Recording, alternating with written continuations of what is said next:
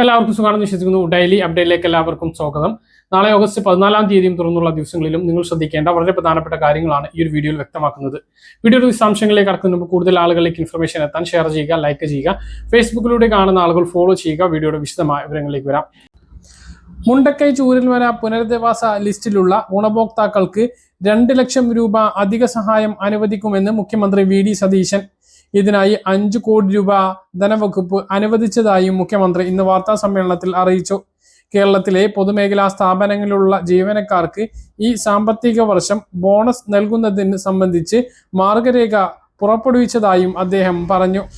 മെസ്സിയെ കേരളത്തിൽ കൊണ്ടുവരും എന്ന പേരിൽ വൻ തട്ടിപ്പാണ് നടന്നത് എന്നും അദ്ദേഹം ചൂണ്ടിക്കാട്ടി. ഇത് സംബന്ധിച്ച് കായിക വകുപ്പ് സ്പെഷ്യൽ സെക്രട്ടറി തയ്യാറാക്കിയ റിപ്പോർട്ടിൽ ഗുരുതരമായ ആരോപണങ്ങളാണ് ഉള്ളത്. ഇത് സംബന്ധിച്ച് ഉത്തരവാദിത്തത്തിൽ നിന്നും മുൻ സർക്കാരിന് ഒഴിഞ്ഞു മാറാനാകില്ല. കൊട്ടേഷൻ വിളിക്കാതെയാണ് സ്വകാര്യ കമ്പനിക്ക് കരാർ നൽകിയത്. മെസ്സിയുടെ വരവുമായി ബന്ധപ്പെട്ട പണമിടപാടിൽ കഴിഞ്ഞ സർക്കാരിന്റെ കാലത്ത് തന്നെ GST വെട്ടിപ്പ് നടന്നതായി കണ്ടെത്തിയിട്ടുണ്ട്. എന്നാൽ അതിൽ അന്വേഷണം നടത്തിയിട്ടില്ല. സംഭവവുമായി ബന്ധപ്പെട്ട് ഉചിതമായ ഏജൻസി പ്രാഥമിക അന്വേഷണം നടത്തും. ഈ അന്വേഷണ റിപ്പോർട്ടിന്റെ അടിസ്ഥാനത്തിൽ കൂടുതൽ വിപുലമായ തരത്തിൽ കേന്ദ്ര ഏജൻസികളുടെ സഹായം വേണം എങ്കിൽ ആ തരത്തിലുള്ള അന്വേഷണവും നടക്കുമെന്നും മുഖ്യമന്ത്രി പറഞ്ഞു. ഓണക്കാലത്ത് ഗാർഹിക പാചക വിതരണത്തിന്റെ ലഭ്യത ഉറപ്പാക്കുന്നതിൽ കേന്ദ്ര സർക്കാരിന്റെ അടിയന്തര ഇടപെടൽ തേടി സംസ്ഥാന സർക്കാർ. ഉത്സവ സീസണിൽ ഇന്ധന ആവശ്യകത കുത്തനെ ഉയരുന്ന സാഹചര്യം കണക്കിലെടുത്ത് ഗ്യാസ് സിലിണ്ടർ ബുക്കിംഗിൽ കാത്തിരിക്കുന്ന കാലയളവ് വെട്ടിച്ചുരുക്കണമെന്ന് ഭക്ഷ്യ സിവിൽ സപ്ലൈസ് മന്ത്രി അനൂപ് ജേക്കബ് ആവശ്യപ്പെട്ടു. ഇത് സംബന്ധിച്ച് കേന്ദ്ര പെട്രോളിയം പ്രകൃതിവാതക വകുപ്പ് മന്ത്രി ഹർദീപ് സിംഗ് പുരിക്ക് മന്ത്രി ഔദ്യോഗികമായി കത്തയക്കുകയും ചെയ്തിട്ടുണ്ട്. വിവിധ ഓയിൽ കമ്പനികളിൽ നിന്നും ഗ്യാസ് കണക്ഷൻ എടുത്തവർ സബ്സിഡിക്ക് വേണ്ടി ഈ മാസം 16-നകം KYC അപ്ഡേറ്റ് ചെയ്യണമെന്ന പ്രചരണം ശരിയല്ല എന്ന് ഓയിൽ കമ്പനികളും പൊതുവിതരണ വകുപ്പും വ്യക്തമാക്കി.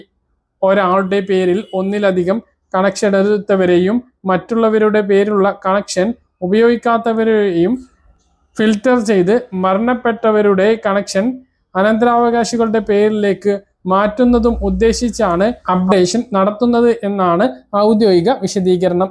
ഗ്യാസ് കണക്ഷൻ എടുത്തവരുടെ പേരിൽ കേന്ദ്രത്തിന്റെ നേരിട്ടുള്ള സബ്സിഡി പ്രധാനമായും സാമ്പത്തികമായി പിന്നോക്കം നിൽക്കുന്ന കുടുംബങ്ങളിലെ പ്രായപൂർത്തിയായ സ്ത്രീകൾക്ക് അനുവദിച്ചിട്ടുള്ള പ്രധാനമന്ത്രി ഉജ്ജൽ യോജന പദ്ധതിയിൽ ഉൾപ്പെട്ടവർക്ക് മാത്രമാണ് ലഭിക്കുന്നത്. 14.2 കിലോഗ്രാം സിലിണ്ടറിന് 300 രൂപ വീതമാണ് നേരിട്ടുള്ള സബ്സിഡി അക്കൗണ്ടുകളിലേക്ക് ലഭ്യമാകുന്നത്. ഈ സംവിധാനം 5 കിലോഗ്രാം സിലിണ്ടറിന് തുകയുടെ അനുവാദമായിട്ട് സബ്സിഡി കുറയും. 2026 ജൂൺ 7-ന് കേന്ദ്ര പെട്രോളിയം മന്ത്രാലയത്തിന്റെ ഉത്തരവനുസരിച്ച് പ്രതിവർഷം പരമാവധി 1200 രൂപ മാത്രമാണ് ഉജ്ജൽ യോജന ഉള്ളവർക്കും സബ്സിഡി ഉള്ളത്. എന്നാൽ സാധാരണ കണക്ഷൻ ഉള്ളവർക്ക് യാതൊരുവിധ സബ്സിഡിയും നൽകുന്നില്ല. വില നിയന്ത്രിക്കുന്നതിനാൽ ഉപഭോക്താവിന് വിപണി വിലയേക്കാൾ കുറഞ്ഞ നിരക്കിൽ സിലിണ്ടർ ലഭ്യമാകുന്നുണ്ട് എന്ന നിലപാടാണ് കേന്ദ്ര സർക്കാരിനും ഓയിൽ കമ്പനികൾക്കും ഉള്ളത്. നേരത്തെ KYC അപ്ഡേഷൻ ചെയ്ത ഗാർഹിക കണക്ഷൻ ഉള്ളവർ ഇപ്പോൾ വീണ്ടും ചെയ്യേണ്ടതില്ല. എന്നാൽ കേന്ദ്രം 2026 മാർച്ചിൽ ഇറക്കിയ ഉത്തരവ് പ്രകാരം KYC ചെയ്യാത്തതിന്റെ പേരിൽ സിലിണ്ടർ വിതരണം തടസ്സപ്പെടില്ലെന്ന് പറഞ്ഞിരുന്നു എങ്കിലും KYC ചെയ്യാത്തവർ സമയപരിധിക്കുള്ളിൽ തന്നെ പൂർത്തിയാക്കുന്നതാണ് സുരക്ഷിതം എന്നാണ് ഗ്യാസ് വിതരണക്കാർ വിശദീകരിക്കുന്നത്. മൊബൈൽ ഫോണിലോ കമ്പ്യൂട്ടർ വഴിയോ ഗ്യാസ് ഏജൻസി ഓഫീസിൽ നേരിട്ട് പോയോ ഈ KYC പൂർത്തീകരിക്കാം. ഓൺലൈനിൽ ചെയ്യാൻ പ്രയാസമുള്ളവർക്ക് ഗ്യാസ് ഏജൻസി ജീവനക്കാർ വഴിയും അപ്ഡേഷൻ ചെയ്യാം. ആധാറിൽ രജിസ്റ്റർ ചെയ്തിട്ടുള്ള മൊബൈൽ ഫോൺ നമ്പർ കയ്യിൽ ഉണ്ടായിരിക്കണം. രാജ്യത്താകെയുള്ള ഗാർഹിക ഗുണഭോക്താക്കളിൽ 30% വ്യാജ കണക്ഷനുകളാണ് എന്നാണ് കേന്ദ്ര സർക്കാരിന്റെ വിലയിരുത്തൽ. ഇത്തരക്കാരെ കണ്ടെത്തി പുറത്താക്കി പുതിയ അപേക്ഷകർക്ക് കണക്ഷൻ നൽകുന്നതിനാണ് ഇപ്പോൾ KYC നിർബന്ധമാക്കിയിരിക്കുന്നത്. KYC ചെയ്യാത്ത കണക്ഷനുകൾ വ്യാജമാണ് എന്ന് കണ്ടെത്തിയതിന് ശേഷം അവരെ കണക്ഷൻ പട്ടികയിൽ നിന്നും പുറത്താക്കുന്ന സാഹചര്യം ഭാവിയിൽ ഉണ്ടായേക്കാം. അതുകൊണ്ട് തന്നെ KYC നടപടി എല്ലാവരും പൂർത്തീകരിക്കേണ്ടതാണ്.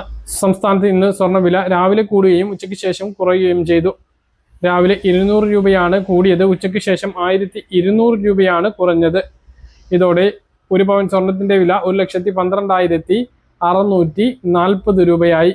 ഗ്രാമിന് 140 രൂപയെ കുറഞ്ഞ് 14,080 രൂപയാണ് നിലവിലെ വില. KSRTC യാത്രകൾക്ക് ഇനി ടിക്കറ്റ് ബുക്ക് ചെയ്യുന്നതിന് വേണ്ടി ആപ്പുകൾ ഇൻസ്റ്റാൾ ചെയ്യുകയോ നീണ്ട ക്യൂ നിൽക്കുകയോ വേണ്ട.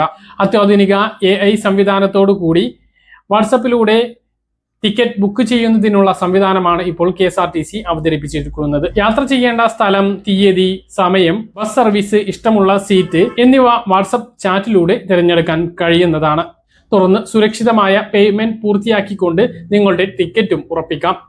ഓൺലൈൻ പേയ്മെന്റ് പൂർത്തിയാക്കുന്നതോടുകൂടി ഈ ടിക്കറ്റും PNR വിവരങ്ങളും നമുക്ക് വാട്സപ്പിൽ തന്നെ ലഭ്യമാകുന്നതാണ്.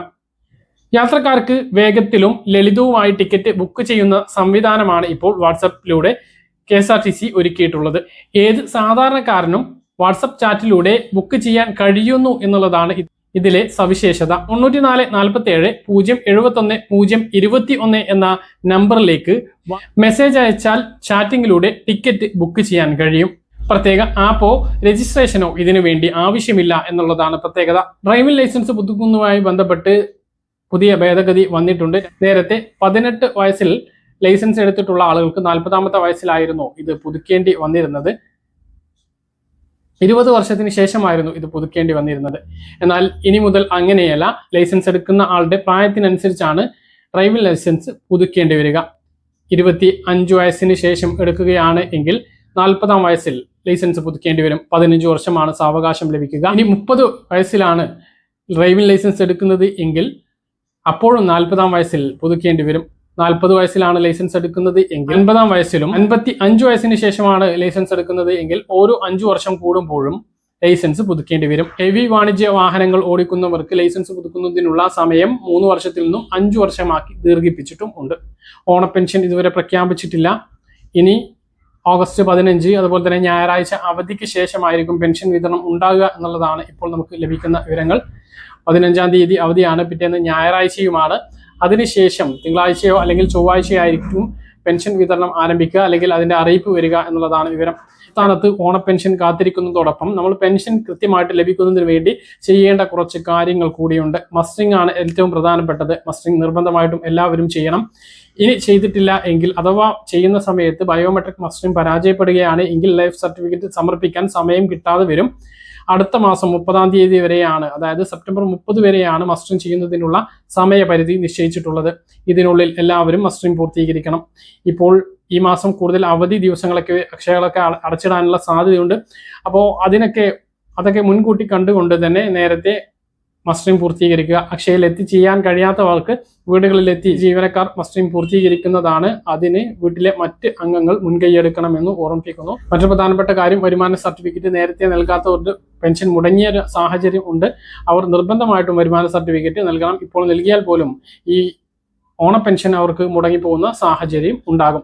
മറ്റൊരു പ്രധാനപ്പെട്ട കാര്യം, പുതിയതായിട്ട് ബാങ്ക് അക്കൗണ്ട് എടുക്കണം എന്നുള്ളതാണ്. നിലവിൽ ബാങ്ക് അക്കൗണ്ടിലേക്ക് പെൻഷൻ എത്തുന്നവർ മാത്രമല്ല, കയ്യിൽ പെൻഷൻ സ്വീകരിക്കുന്ന ആളുകളെല്ലാം പുതിയ ബാങ്ക് അക്കൗണ്ട് എടുക്കേണ്ടി വരും എന്നുള്ളതാണ്. ഔദ്യോഗികമായിട്ടുള്ള അറിയിപ്പ് വന്നിട്ടില്ല. പക്ഷേ വീടുകളിലേക്ക് പെൻഷൻ വിതരണം ചെയ്യുന്നത് നിർത്തുന്നതിന് വേണ്ടി ധനവകുപ്പ് തീരുമാനിക്കുകയും അതിന്റെ ഉത്തരവ് ഇറങ്ങുകയും ചെയ്തിരുന്നു. ഈ മാസവും അടുത്ത മാസമൊക്കെ വീടുകളിലേക്ക് നമുക്ക് ഇതുവരെ ലഭിച്ചിരുന്നത് പോലെ തന്നെ പെൻഷൻ ലഭിക്കും. അത് കഴിഞ്ഞാൽ അത് ബാങ്ക് അക്കൗണ്ടിലേക്ക് മാറുന്ന സ്ഥിതിയാണുള്ളത്. അതുകൊണ്ട് തന്നെ ഒരു ദേശസാൽകൃത ബാങ്കിൽ നിങ്ങളെല്ലാവരും ഒരു അക്കൗണ്ട് എടുക്കാൻ വേണ്ടിയിട്ട് ശ്രദ്ധിക്കുക. കിടപ്പ് രോഗികൾക്കും വികലാംഗർക്കും പെൻഷൻ വീട്ടിൽ എത്തിച്ചു നൽകും എന്ന് തന്നെയാണ് പറഞ്ഞിട്ടുള്ളത്. അവർക്ക് എന്താണ് ചെയ്യേണ്ടി വരിക എന്നൊക്കെ അറിയിപ്പ് വരുമ്പോൾ കൃത്യമായിട്ട് അറിയിക്കുന്നതാണ്. പോസ്റ്റ് ഓഫീസ് വഴി അത് പെൻഷൻ എത്തിക്കാൻ വേണ്ടിയിട്ടാണ് സർക്കാർ ശ്രമിക്കുന്നത്. അവർക്ക് പോസ്റ്റ് ഓഫീസ് പേയ്മെന്റ് അക്കൗണ്ട് ഒന്നും എടുക്കേണ്ടി വരില്ല. നിങ്ങളുടെ അഡ്രസ്സിലേക്ക് മണി ഓർഡർ ആയിട്ട് അയക്കുന്ന രീതിയായിരിക്കും ഉണ്ടാകുക. പോസ്റ്റ് ഓഫീസ് പേയ്മെന്റ് അക്കൗണ്ട് എടുത്താൽ ആ ഒരു രീതിയിൽ ബാക്കിയുള്ളവർക്കെല്ലാം പെൻഷൻ എത്തുന്ന രീതിയാണ് ഉണ്ടാവുക. കൃത്യമായിട്ടുള്ള അറിയിപ്പ് ലഭിക്കുമ്പോൾ കൃത്യമായിട്ട് നിങ്ങളെ അറിയിക്കുന്നതാണ്. പെൻഷൻ വിതരണം ഇനി ഓഗസ്റ്റ് മാസ പെൻഷൻ വിതരണം 25-ന് മുമ്പ് പൂർത്തീകരിക്കുന്നതാണ് എന്നുള്ളതാണ് ഏറ്റവും പ്രധാനപ്പെട്ട അറിയിപ്പ്. അതിനുള്ളിൽ പെൻഷൻ വിതരണം ആരംഭിക്കുകയും വിതരണം പൂർത്തീകരിക്കുകയും ചെയ്യുന്നതാണ്. സംസ്ഥാനത്ത് ഇപ്പോൾ റേഷൻ കട വഴി ഓണം സ്പെഷ്യൽ അരികൾ വിതരണം ചെയ്തുകൊണ്ടിരിക്കുന്നുണ്ട്. എല്ലാ റേഷൻ കാർഡിനും കൂടുതൽ വിഹിതങ്ങൾ ഉണ്ട്. മഞ്ഞ റേഷൻ കാർഡിന് ഭക്ഷ്യകിറ്റാണ് എങ്കിൽ നീല, വെള്ള, പിങ്ക് റേഷൻ കാർഡുള്ളവർക്ക് അധിക അരിയാണ് പ്രഖ്യാപിച്ചിട്ടുള്ളത്.